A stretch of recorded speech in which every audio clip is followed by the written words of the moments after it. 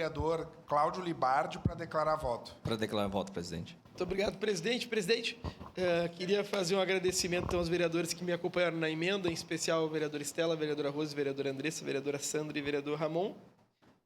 Presidente, eu, sendo verdadeiro com o senhor, me sinto vitorioso. E agora eu vim até aqui, falei a verdade, que o prefeito Adiló se comprometeu a mandar. Se ele não mandar, problema é dele agora, né? Porque daí nós vamos ter força para aprovar uma lei, vereador Alexandre, com certeza com o seu voto para obrigar isso. Agora, a manutenção do voto sim aqui se dá na crença que a sociedade precisa evoluir e vai melhorar. Mas que não siga o escárnio que tem sido diversas das obras desse município. O apelido de Tatu, vereadora Daiane, não é positivo. É muito ruim. É muito ruim para quem fica no ingresso do Risso mais de 2 anos aguardando uma saída, vereador Wagner. Inclusive, para o senhor, eleitoralmente, terrível, não preciso lhe falar. Para quem mora no Planalto, para quem mora no centro, para quem mora na Perimetral Sul.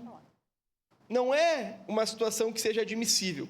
Nós votamos sim aqui porque entendemos que as pessoas não podem ser reféns das nossas discordâncias, vereador Daniel. E temos uma crença que nessas obras não ocorrerá o que ocorreu na obra da Hércules Galó e da Dr. Montauri.